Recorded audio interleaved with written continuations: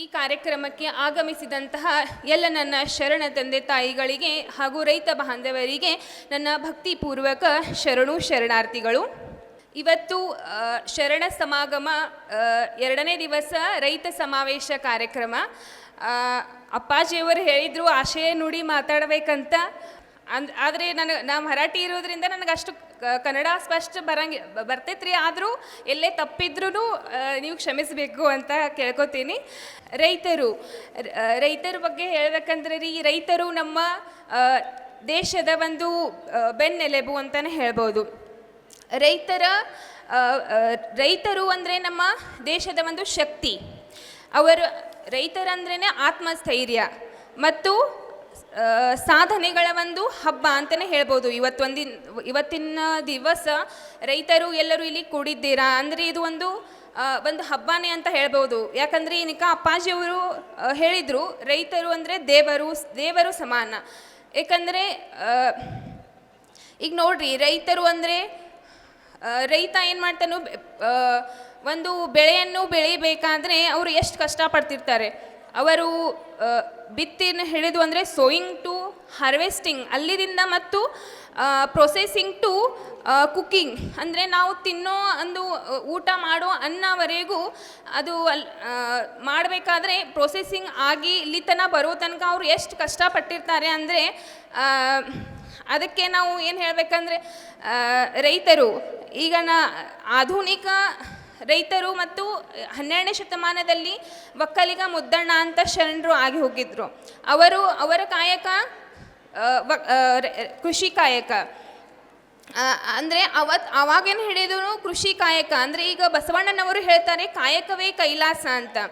ಕಾಯಕ ಮಾಡಿ ನಾವು ಪ್ರತಿದಿನ ಊಟ ಮಾಡಬೇಕು, ಪ್ರಸಾದ ಸೇವಿಸಬೇಕು. ರೈತರು ಈಗ ಹೇಳ್ಬೇಕಂದ್ರೆ ರೀ, the farmer is the one who feeds the nation. ರೈತರು ಇಲ್ಲದಿದ್ರೇ, ರೈತರು ಬೆಳೆಯಲಿಲ್ಲ ಅಂದರೆ ನಾವು ಒಂದು ಊಟ ಮಾಡೋಕ್ಕಾಗಂಗಿಲ್ಲ. ಅದಕ್ಕೆ ನಾವು ರೈತರಿಗೆ ಗೌರವವನ್ನು ಕೊಡಬೇಕು. ಈಗ ಹೇಳಬೇಕಂದ್ರೆ ನೋಡಿ, ಆಧುನಿಕ ಕೃಷಿ ಪದ್ಧತಿ ಬಗ್ಗೆ ಸ್ವಲ್ಪ ಹೇಳಬೇಕಂದ್ರೆ, ಸಮೃದ್ಧ ರೈತ ಮತ್ತು ಶಕ್ತಿಶಾಲಿ ಭಾರತ. ಯಾವಾಗ ನಾವು ಒಂದು ಸಮೃದ್ಧ ರೈತ ತಯಾರಾಗ್ತಾರೆ ಆವಾಗ ಅದು ನಮ್ಮ ಭಾರತ ಶಕ್ತಿಶಾಲಿ ಆಗುತ್ತೆ.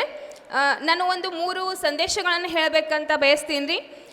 ಆಧುನಿಕ ಕೃಷಿಯ ಅಗತ್ಯತೆ ಇದೆ ನಮಗೆ ಭಾಳ, ಮತ್ತು ರೈತರ ಆರ್ಥಿಕ ಸಬಲೀಕರಣ ಮತ್ತು ಪರಿಸರ ಸ್ನೇಹಿ ಕೃಷಿಯನ್ನು ಅಳವಡಿಸಿಕೊಳ್ಬೇಕು.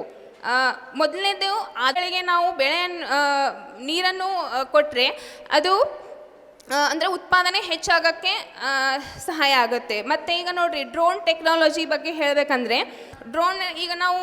ಡ್ರೋನ್ ಅಂದರೆ ಈಗ ಬರೀ ಮದುವೆ ಸಮಾರಂಭಗಳಲ್ಲಿ ಮತ್ತು ಫೋಟೋಶೂಟ್ಗೋಸ್ಕರ ಅಷ್ಟೇ ಡ್ರೋನ್ ಅಲ್ಲದೇ, ನಾವೀಗ ಹೊಲದಲ್ಲಿ ಎಲ್ಲ ಸ್ಪ್ರೇಯಿಂಗ್ ಮತ್ತು ಫರ್ಟಿಲೈಸರ್, ಪೆಸ್ಟಿಸೈಡ್ಸ್ ಇವೆಲ್ಲ ಈಕ್ವಲ್ ಡಿಸ್ಟ್ರಿಬ್ಯೂಷನ್, ಎಲ್ಲ ಬೆಳೆಗಳಿಗೂ ಈಕ್ವಲ್ ಒಂದು ಸಮವಾಗಿ ಅದು ಸ್ಪ್ರೆಡ್ ಆಗಬೇಕಂದ್ರೆ ಅದು ಡ್ರೋನ್ ಟೆಕ್ನಾಲಜಿಯಿಂದ ಸಾಧ್ಯ ಆಗುತ್ತೆ.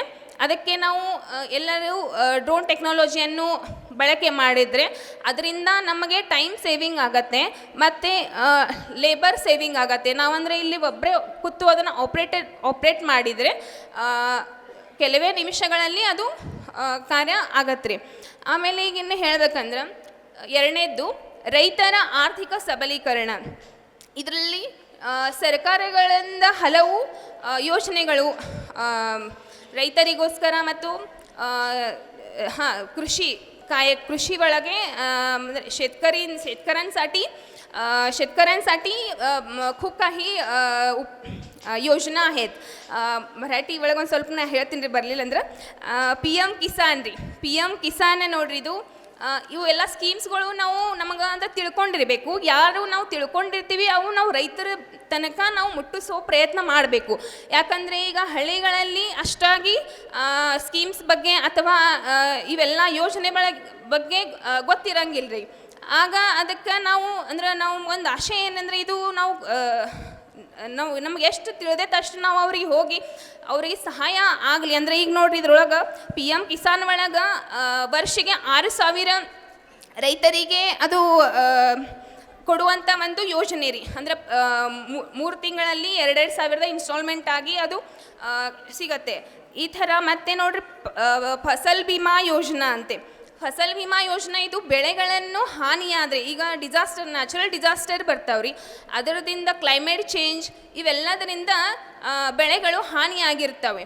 ಆಗ ರೈತರು ಅವರಿಗೆ ಗೊತ್ತಿರಲಿಲ್ಲ ಅಂದರೆ ಈ ಯೋಜನೆಯ ಅವರು ಅವರಿಗೆ ಮುಟ್ಟೋಕೆ ಸಾಧ್ಯನೇ, ಅಂದರೆ ಉಪಯೋಗ ಮಾಡ್ಕೊಳ್ಳೋಕೆ ಸಾಧ್ಯ ಇಲ್ಲ. ಫಸಲ್ ಬಿಮಾ ಯೋಜನಾ ಇದ್ರೊಳಗೆ ಏನೈತ್ರಿ, ಬೆಳೆಗಳಿಂದ ಹಾನಿಯಾಗಿದ್ದರೆ ಅವರಿಗೆ ವಿಮೆ ಸಂರಕ್ಷಣೆ ಒದಗಿಸಿ ಸರ್ಕಾರದಿಂದ ಇವೆಲ್ಲ ಸ್ಕೀಮ್ಸ್ ಇದಾವೆ ರೀ. ಮತ್ತು ನೋಡಿರಿ ಇನ್ನೊಂದು ಹೇಳ್ಬೇಕಂದ್ರೆ ಸಾಯಿಲ್ ಹೆಲ್ತ್ ಕಾರ್ಡ್ ಅಂದರೆ ಈಗ ನಾವು ಬೆಳೆಯನ್ನು ಬೆಳೆಯಬೇಕಾದ್ರೆ ಮೊದಲು ನಾವು ಪ್ಲವಿಂಗ್ ಅಂದ್ರೆ ಅದು ಉಳುಮೆ ಮಾಡಬೇಕು, ಆಮೇಲೆ ಸಾಯಿಲ್ ಟೆಸ್ಟಿಂಗ್ ಮಾಡ್ಕೋಬೇಕು.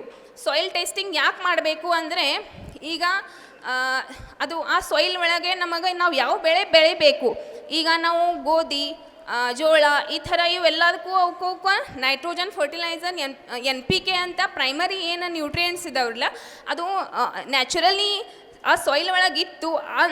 ಇದ್ರೂ ನಾವು ಆಮೇಲೆ ಅದಕ್ಕೆ NPK ಹಾಕಿದ್ವಂದ್ರೆ ಅದು ಬೆಳೆ ಅಂದ್ರೆ ಅಷ್ಟು ನಾವು ಒಳ್ಳೆ ಬೆಳೆ ಬೆಳೆಯೋಕ್ಕಾಗಂಗಿಲ್ಲ. ಯಾಕಂದ್ರೆ ಅದು ಯಾವುದೇ ಆಗಲಿ ಅತಿನೂ ಆಗಬಾರ್ದು ಕಡಿಮೆನೂ ಆಗಬಾರ್ದು. ಅದಕ್ಕೆ ರೀ ಇದ್ರೊಳಗೆ ಅಂದರೆ NPK ಫರ್ಟಿಲೈಸರ್ಸ್ 100-60-40 ಇವು ಎಲ್ಲ ರೇಷೋ ಪ್ರತಿಯೊಂದು ಬೆಳೆಗಳಿಗೆ ಅದರೇ ಆದಂತಹ ಮೈಕ್ರೋನ್ಯೂಟ್ರಿಯೆಂಟ್ಸ್ ರಿಕ್ವೈರ್ಮೆಂಟ್ ಇರತ್ತೆ ರೀ.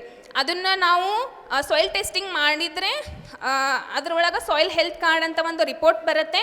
ಅದನ್ನು ನಾವು ಎಲ್ಲ ನಿರೀಕ್ಷಣೆ ಮಾಡಿ ಅದಕ್ಕೆ ಎಷ್ಟೆಷ್ಟು ರಿಕ್ವೈರ್ಮೆಂಟ್ ಹತ್ತೈತಿ ಅದನ್ನೆಲ್ಲ ನಾವು ತಿಳ್ಕೊಂಡು, ಒಂದು ವೇಳೆ ಅದಕ್ಕೆ ನೈಟ್ರೋಜನ ಕ್ರಾಪ್ ರಿಕ್ವೈರ್ಮೆಂಟ್ 100 ಇತ್ತು, ಅದರೊಳಗೆ ಆಲ್ರೆಡಿನೇ 100 ಇತ್ತಂದ್ರೆ ನಾವು ಅದಕ್ಕೆ ನೈಟ್ರೋಜನ್ ಹಾಕೋ ಗರಜಿಲ್ಲ. ಹಾಗೆ ನಾವು ಅಂದ್ರೆ ಅದು ಒಂದು ಬೆನಿಫಿಟ್ ಸಾಯಿಲ್ ಹೆಲ್ತ್ ಕಾರ್ಡ್.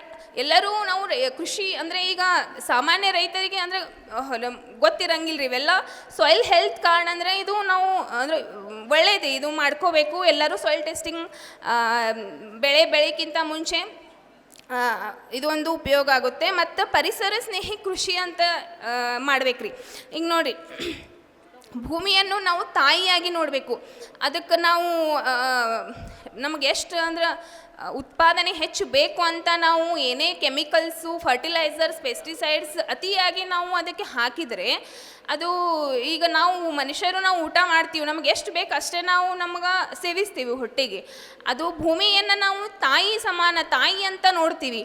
ಅದಕ್ಕೆ ನಾವು ಅಂದರೆ ಈಗ ಇದನ್ನು ಹೇಳಬೇಕಂದ್ರೆ ರೀ, ರಾಸಾಯನಿಕ ಬಳಕೆಯನ್ನು ಸ್ವಲ್ಪ ಕಡಿಮೆ ಮಾಡಿ ಆರ್ಗ್ಯಾನಿಕ್ ಅಗ್ರಿಕಲ್ಚರ್, ಆರ್ಗ್ಯಾನಿಕ್ ಪ್ರಾಡಕ್ಟ್ಸನ್ನು ನಾವು ಬಳಸಿದರೆ ಅದು ನಮ್ಮ ಆರೋಗ್ಯಕ್ಕೇನೂ ಉತ್ತಮ. ಮತ್ತು